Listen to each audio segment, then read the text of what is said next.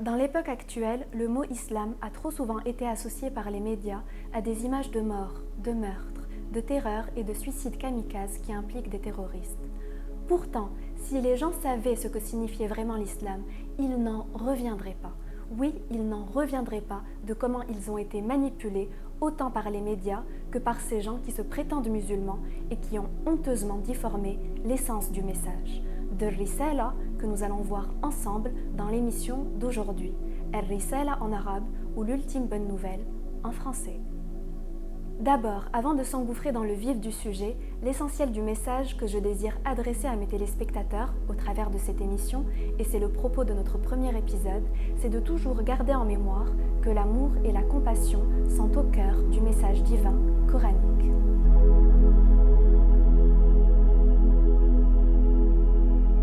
Allah s'est révélé amour et compassion infinie dans le Saint-Coran et via ses attributs divins.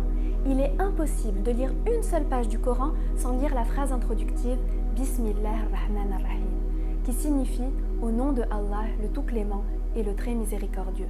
Si Dieu lui-même reste amour et compassion infinie envers nous, c'est qu'il nous appelle également à incarner à son image l'amour, la compassion, la bienveillance, l'empathie et le pardon. L'histoire du prophète Joseph a été reportée au complet dans le Saint-Coran car elle ne parle que d'amour. D'amour entre les parents et les enfants, d'amour entre frères d'une même fratrie et d'amour qui mène un homme et une femme à se lier par les liens sacrés du mariage. Le Dieu de ceux qui se disent musulmans est le même que le Dieu que vénèrent ceux qui se disent juifs ou chrétiens. Et c'est le même de tous ceux qui vénèrent le Créateur de l'univers. Car ce Dieu est le Créateur de l'univers. Ou mieux dit, le Créateur de l'univers est Dieu.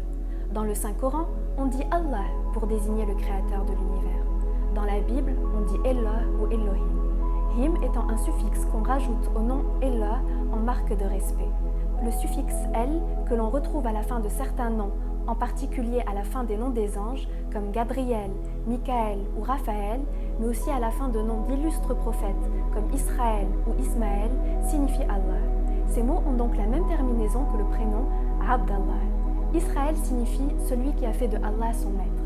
Ismaël signifie celui que Allah écoute. C'est pour cela que les Juifs ont fait il y a des millénaires une alliance avec Allah, avec Elohim, qu'ils se doivent d'honorer en l'honorant. Et c'est pour cela que les enfants d'Ismaël sont ceux qui prient le plus. Allahu Akbar est souvent traduit par Dieu est le plus grand, ou Dieu est encore plus grand. C'est une phrase que ceux qui se disent musulmans répètent donc souvent, surtout quand ils font face à une adversité particulièrement forte. Une façon pour eux de se donner du courage à eux-mêmes face à l'adversité à laquelle ils font face lorsqu'ils servent Dieu et qu'ils sont donc soumis à l'amour et au service du juste, du beau, du bon et du vrai. Mais Allahu Akbar a d'autres sens encore plus profonds et tout aussi riches. Quand on dit Allahu Akbar ou Allah Akbar ou Elohim Akbar, c'est une autre façon de dire la vie en tout et partout, la grandeur face à tout, l'amour pour tout et au-dessus de tout. La justice et le vrai, c'est Allah, ce n'est pas nous, l'éternel avant tout. Pourquoi la vie en tout et partout? Car Dieu s'est fait souffle de vie et présent de vie en chacun, et il se renouvelle lui-même sans cesse dans sa création. Sans lui, personne ne respire, tout n'est que lui, tout ne reflète que ce qu'il est, et tout ne parle que de lui. Il est l'omniprésent. L'adorateur de Allah est donc appelé à honorer la vie en tout et partout. Dans un premier temps en respectant le vivant en tout, et dans un second temps en célébrant la vie, le don de Dieu, en célébrant l'instant présent. Ce don est infiniment précieux, car c'est Dieu lui-même qui s'est fait vie, qui s'est fait don de vie, et qui s'est donc offert lui-même en éternel présent. Le présent est un temps qui nous trouve absent trop souvent, mais nous devons l'honorer de notre présence. Mais nous gagnerons à l'honorer de notre présence. Pourquoi grandeur face à tout? Dieu est la grandeur elle-même, et il est grandeur parfaite quand il manifeste son indulgence parfaite devant nos offenses. À l'image d'Allah, l'adorateur est alors appelé à grandir avec Allah pour manifester sa grandeur de cœur envers tous ceux qui l'offensent et qui le persécutent. Pourquoi l'amour pour tout et au-dessus de tout? L'islam nous rappelle que la compassion de Dieu envers nous est bien plus grande et bien plus profonde et exponentielle que l'amour d'une mère envers son nourrisson. Et à l'image de Allah, l'amour pour tout et au-dessus de tout est la ligne de conduite de tout adorateur du Très-Haut. Pourquoi la justice et le vrai, c'est Allah, ce n'est pas nous? En arabe, Dieu s'est lui-même baptisé Al-Haq, Wal-Adl, Wal-Muqsit, ce qui signifie le vrai, le juste, et celui qui juge selon la plus grande justice, qui ne laisse personne et qui n'a aucun compte à rendre à personne. Se prendre pour la justice ou la vérité, c'est donc commettre un shirk, car c'est se prendre pour Dieu. Shirk, ça signifie s'approprier un attribut divin ou associer Dieu à sa création. Défendre la justice ou parler à la place de la vérité, c'est aussi une erreur, car Dieu n'a pas besoin d'avocat ou de porte-parole. Mais on est appelé à servir Dieu. On sert Dieu quand on se soumet à l'amour et quand on est au service du juste, du vrai et du grand. Donc 1. Avoir un cœur compatissant.